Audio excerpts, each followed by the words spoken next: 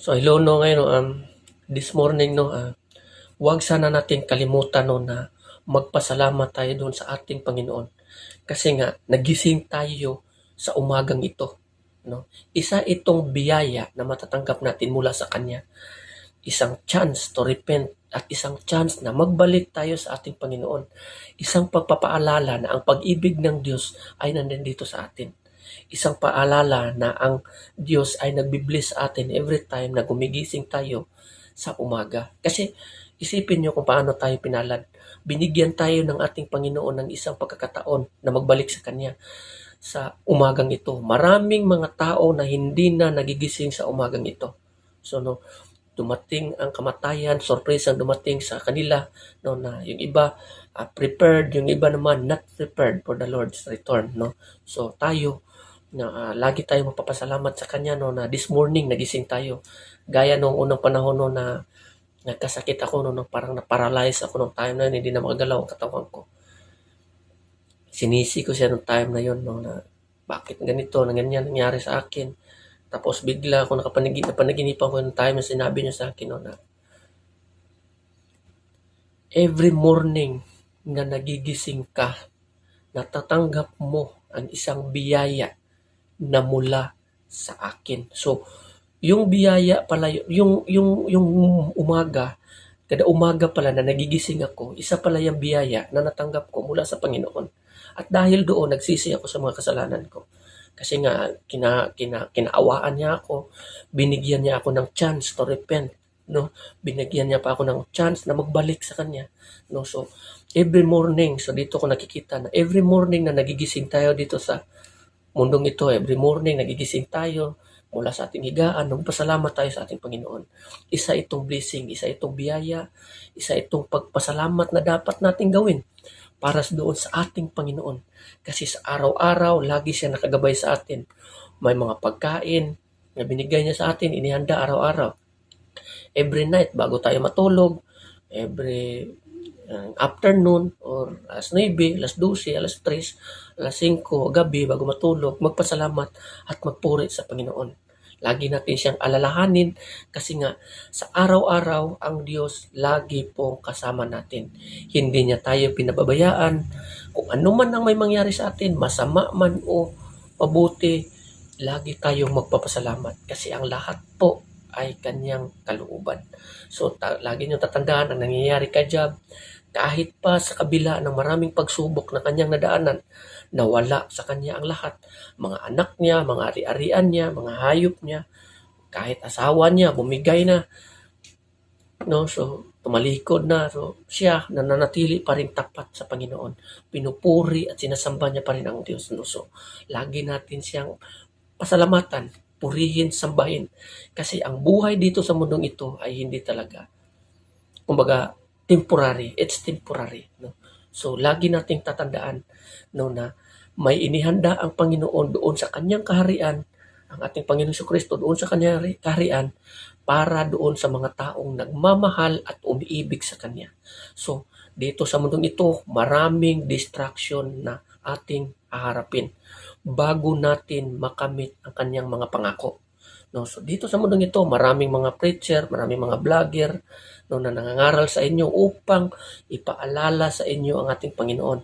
Marami ding mga preacher no nagbibase no na sa kanilang pangaral base sa mga AI videos o sa anuman no na ito daw yung langit, ito yung impyerno. So I don't think so no.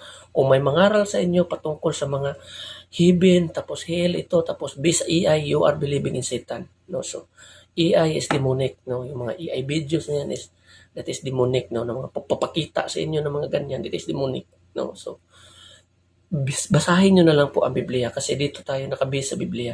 Wala pong ibang binigay ang ating Panginoon, the foundation of truth, kundi itong Biblia. So isa lamang muna ang ipopokus natin ngayon dito sa mundong ito, kung paano natin malalagpasan ang problema sa buhay na ito sa kabila ng maraming problema at distraction. No, ito yung lagi nating tatandaan. Lagi nating tatandaan kung paano tayo mananatiling tapat doon sa ating paglilingkod sa ating Panginoong Kristo no hanggang sa kamatayan. So wag lang muna tayo magpo-focus doon sa anahan na kung ano yung halangit kasi nga sa kabila dito sa mundong ito, dumaranas pa tayo ng pighati at paghihirap at pasakit. So lagi nating paglingkuran ng Panginoon, tibayan natin ang ating buhay. Kasi bawat tao na naglilingkod sa Panginoon, kailangan ihanda niya ang kanyang sarili. Kasi ang bawat tao na naglilingkod sa Panginoon, para siyang sumusuong o sinasalubong niya ang malakas na agos ng ilog. Marami sa ating mga Kristiyano na mga lingkod ng Panginoon na tinatangay ng ilog at bumabalik doon sa dati nilang gawa. No? So, dito sa mundong ito, ang mga distraction, ginagamit ito ng kaaway, ginagamit ito ni Satanas upang pigilan ang bawat tao na magbalik sa Panginoon, upang pigilan ang bawat tao na hindi maligtas.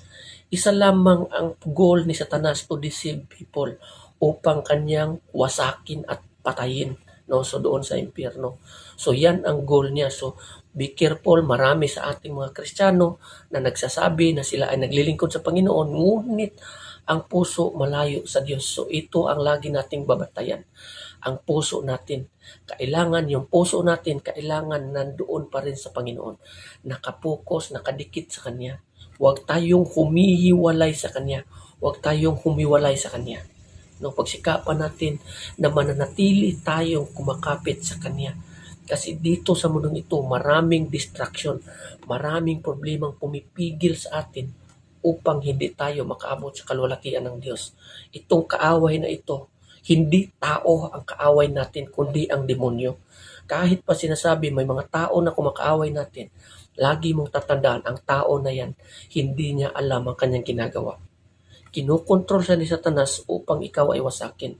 So hindi siya ang kaaway mo, kundi ginagamit lamang siya ni Satanas. Ang kaaway mo, ang demonyo na kumukontrol sa kanya. Ito yung mga bagay din na isa sa mga pumipigil sa atin o distraction sa atin upang tayo ay mahirapan na makapunta sa ating Panginoon. So pagsikapan natin, no, na paglingkuran ang Diyos ng buong puso, ayon nga sa sinabi, no, acknowledge Him in all your ways. In all your ways, acknowledge Him, and He shall direct your path. No? So, kailangan, no, pagsikapan natin na paglingkuran ng Panginoon hanggang sa ating kamatayan.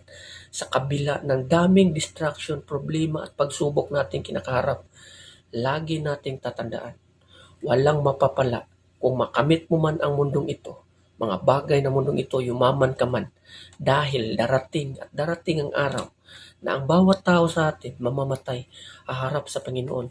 Yun ang pinakaunang goal na ating suungin.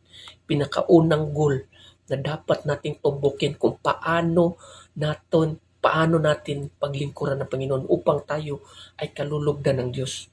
No, pagsikapan natin na ang Diyos ay papurihin, hindi yung sarili natin, at pagsikapan natin na malagpasan natin ang mga ginagamit ng kaaway, ang mga distraction, ang mga problema, yung mga distraction na siyang humihila sa atin upang tayo ay mapalayo mula sa Panginoon at babalik doon sa kadiliman.